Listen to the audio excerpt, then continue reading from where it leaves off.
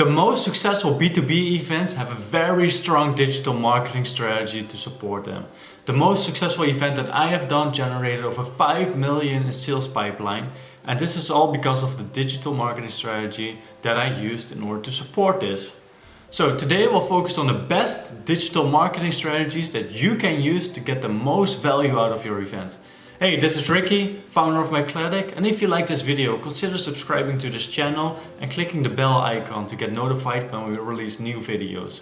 So without further ado, let's dive right into it. So the first strategy is email marketing. So I can't imagine that you're not already doing this, but if you're not, this is something you should definitely include.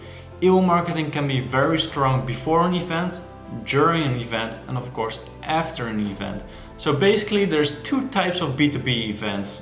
There's events that you host yourself, so that you organize, and there's events that you participate in, so you buy a sponsorship package and you participate in the event. So for both these types of events, email marketing is very powerful. Let's first focus on external events. Oftentimes when you go to an event, you get some sort of attendee list, right? So you know what accounts are attending a certain event. You can use this information, even in Europe, to get the relevant contacts from those lists and send them emails. So the goal is to schedule one-to-one meetings with them, to get them to attend your keynote session, or perhaps just to visit your booth. For events that you host yourself, of course, the main idea is to drive registrations for your event. For external events, I also use email marketing during the event. And this is something very powerful when done correctly. So a large event that I attended last November, we used this strategy and it drove a lot of people to our booth. So what we did is we got a live feed of people that are attending our keynote session. So before they enter the room, they get scanned and we can straight away see who is attending our session. So what we did is we uploaded this list in our marketing automation platform, and 5 minutes before the end of the keynote session, we sent that person an email with a call to action to come to our booth and meet the speaker. So this is very powerful, and right after the keynote session you saw a huge spike at our booth of traffic coming from the keynote session. I'll show you a template that you can use. So when you're at an external event, it's critical to take meeting notes because you can use this in the follow-up, and you should always do that. You should always have a very personalized follow-up campaign. So email marketing is an absolute must for your event strategy. The second strategy is a landing page. So it doesn't matter if you do an external event or an event that you host yourself, you need a landing page. For events that you host yourself, this is obvious because you want people to register for your event, so you need to have a landing page. But for external events, especially when you attend an event year over year, it's critical to have a landing page. And why? Because you can get a lot of organic benefits from this. So my company always attends an event year over year. So what we did is we created a landing page and we optimized this for the search engines and stuff like that. So whenever people Google an event, our landing page is on top of the search results. So we get a lot of organic traffic this way, and this helps because the landing page is designed to schedule one-to-one meetings. It tells which keynote presentations we're going to be having, so it's going to drive extra traffic during the event to that keynote presentation. And after the event, we upload the keynote presentation. So we often record the keynote presentations, then upload it to our website. This is very powerful because your sales team can use this in the follow-up. So the third strategy is using event markup. So this is structured data that you use on your websites to tell search engines what your event is all about, and that's an event in the first place. So what this does, it's giving you extra visibility on the search engine result page of Google and other search engines. So this is very important because when people search for a certain keyword on Google, for example, digital transformation events in Chicago, then if you implemented this correctly on your website, all of a sudden your event will move to the top of the search engine results page, and of course this will provide you a lot of organic traffic. The fourth strategy is programmatic advertising. Programmatic advertising basically means it's an automated way to place certain ads in front of certain people. So when you attend external events, oftentimes you get a delegate list. So before you attend the event, you have some sort of idea who is attending the event. Even in Europe, you get job roles, company names, and the country where they're from. So GDPR is not an excuse.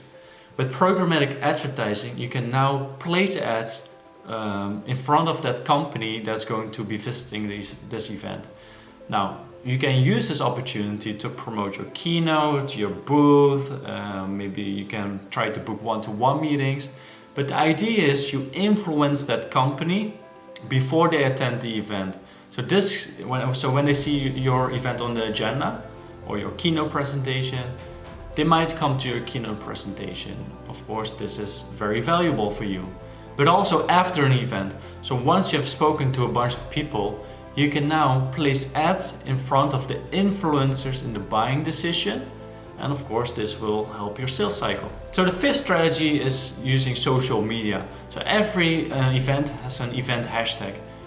When you post to social media, use this event hashtag because the chances are that the attendees of that event are following that hashtag to find relevant information about that event.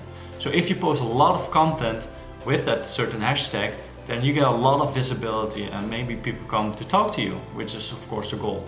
For events that you host yourself, you also want to set up an event hashtag and you want to incentivize people to start posting about your event.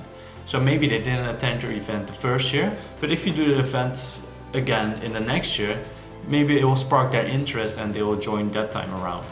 Also, it's good to create a competition on social media if you host events yourself.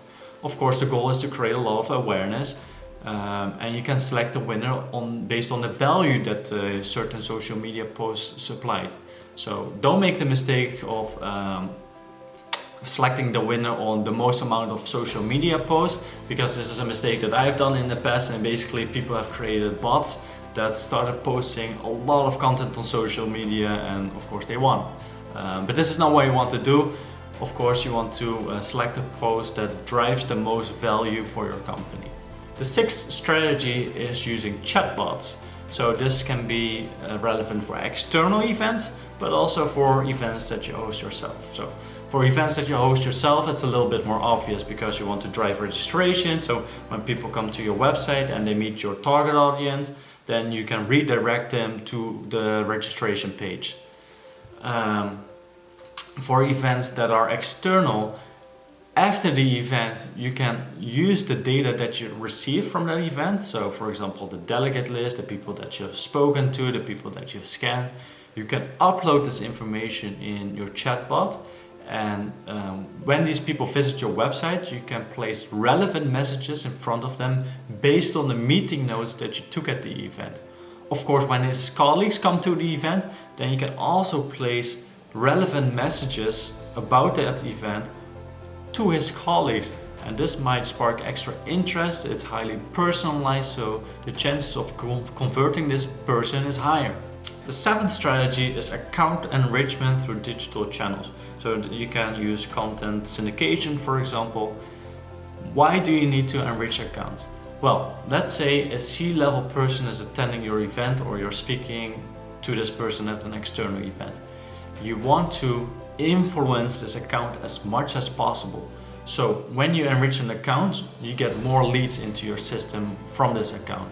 So now you can do whatever you want in terms of digital marketing to warm these people up. And once that C-level person starts talking to his colleagues about your services or your product, they will already know who your company is and what you offer.